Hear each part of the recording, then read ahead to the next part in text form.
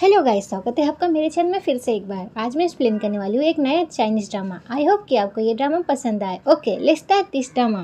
Drama शुरू होता है और हम दो लड़कियों को देखते हैं और ये दोनों बेस्ट फ्रेंड आज शादी कर रहे हैं सबसे अमीर फैमिली के बेटों से। फिर ली सुइंग अपने मन में सोचती है कि मेरी बेस्ट फ्रेंड ने पे परिवार के दूसरे बेटे से शादी की और मैंने पहले बेटे से, इसलिए आज हम दोनों काफी ज्यादा खुश हैं। आज हम शादी कर रहे हैं बस दूसरों के नजर में, असलियत में तो हम सोने की मछली को जाल में फंसा रहे हैं। ये कहते ये सीन प्रकट होता है। फिर हम देखते हैं ली सुइंग को जो बॉक्सिंग कर रही होती है। इसी बीच वो अपनी फ्रेंड से कहती है कि पिछले 2 दिनों से मैंने कोई एक्सरसाइज नहीं की है, जिस वजह से मेरी हड्डियाँ सख्त हो गई है। वह सारी बातें अपने दोस्त को बता रही होती है, पर गोंगनेंग का ध्यान उसकी बातों पर नहीं होता है। वो तो बस खुद को आईने में देखे जा रही होती है। फिर ली सुइंग उससे कहती है कि तुमने इतने छोटे छोटे कपड़े पहन रखे हैं, अगर इस बारे में तुम्हारे हस्बैंड को पता चल गया तो तुम्हारा क्या होगा।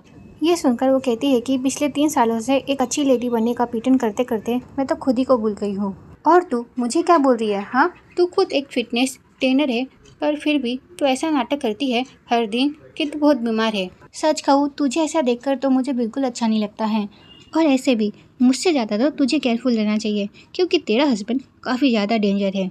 उसे झूठ बोलने वाले लोग बिल्कुल पसंद नहीं है। और तो और मैंने तो ये भी सुना है तेरे हस्बैंड के बारे में, उससे जो झूठ बोलता है वो तो उसे दुनिया से गायब कर देता है। वो दोनों इसी तरह बात कर ही रहे होते हैं। इसी बीच उनकी सर्वेंट कहती है कि अरे बड़े मालिक और छोटे मालिक, आप दोनों आ गए। सर्वेंट के मुंह से ये सुनकर कि उनके हस्बैंड आ गए हैं तो वो दोनों तो काफी ज्यादा डर जाते हैं, क्योंकि वो दोनों कुछ इस हालत में होते हैं। फिर गोंगनेंग ली सुइंग से कहती है कि मेरे कपड़े बदलने में मेरी हेल्प करो। ये कहते हुए वो लोग जल्दी जल्दी वहाँ से चले जाते हैं चेंज करने के लिए। फिर हम उन दोनों के हस्बैंड्स को देखते हैं, जिन्हें घर आने पर पता चलता है कि उनकी जो वाइफ्स है वो नीचे हैं। ये जानने के बाद वो अपनी वाइफ्स के पास जाने लग जाते हैं।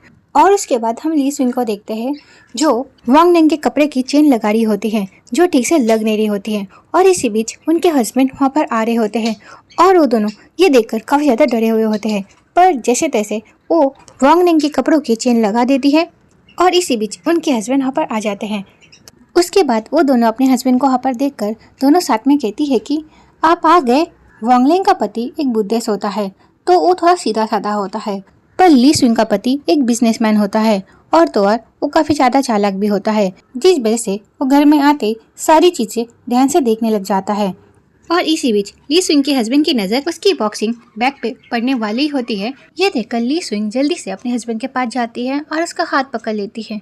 उसके बाद वो एक्टिंग करते हुए कहती है कि आज मेरी तबीयत कुछ ठीक नहीं है। फिर उसका हस्बैंड उससे कहता है कि तुमने ऐसा क्या किया है, तुम्हें इतना पसीना क्यों आ रहा है? हाँ, तो वो कहती है कि डॉक्टर ने उससे कहा है कि मैं थोड़ी एक्सरसाइज करूं, इसलिए मैं योगा कर रही थी।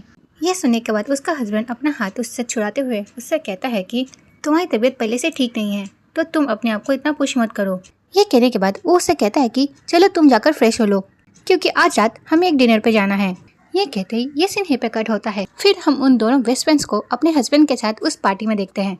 उसके बाद ली सुइंग का हस्बैंड उससे कहता है कि क्या तुम्हें भूख लगी है, क्या तुम पहले कुछ खाना चाहोगी? ये सुनकर ली सुइंग जब खाने के टेबल को देखती है तो वो तो काफ़ी ज़्यादा खुश हो जाती है, क्योंकि उस टेबल के ऊपर चिकन रखा हुआ होता है जो उसे काफ़ी ज़्यादा पसंद होता है।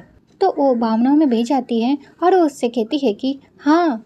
जैसे वो खाना खाने के लिए हाँ कहती है, ये सुनकर उसकी बेस्ट फ्रेंड उसे देखने लग जाती है और उसे इशारे करने लग जाती है। और उसके बाद जैसे उसे होश आता है तो एक्टिंग करते हुए अपने हस्बैंड से कहती है कि नहीं नहीं, मैं इतनी गंदी स्मेल वाली चीज़ नहीं खा सकती। और उसके बाद वो मन में सोचने लग जाती है कि मैं इस चीज़ को कैसे भूल सकती हूँ कि मेरा हस्बैंड तो मीट खाता ही नहीं।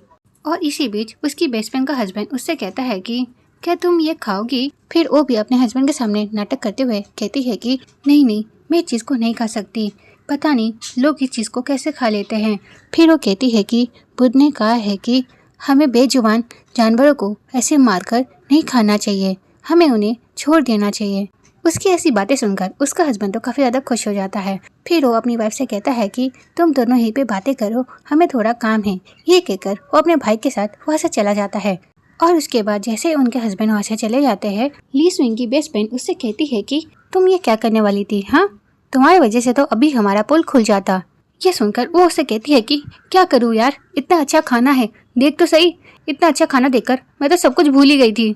उसकी ये सारी बातें सुनकर गोंगनेंग उसे शांत करती है और उसके बाद उससे कहती है कि हमारी सास कितनी ज़्यादा अच्छी है और तो और हमारा जो हस्बैंड है वो कितना गुड लुकिंग है, कहीं यार मैं प्यार में ना पड़ जाऊँ। ये सुनकर वो उससे कहती है कि तुम गलती से भी प्यार में मत पड़ जाना। ये दोनों बात कर ही रहे होते हैं, इसी बीच वापस सी देना जाती है। इसका नाम थोड़ा अजीब है तो मैं इसे सी बुलाऊंगी। फिर सी इन दोनों को देखकर इनसे कहती है कि तो फिर तुम दोनों धोखेबाज यहाँ पर हो। और उसके बाद ली स्विंग जब सी को देखती है तो वो कहती है कि ओ सी सिस्टर।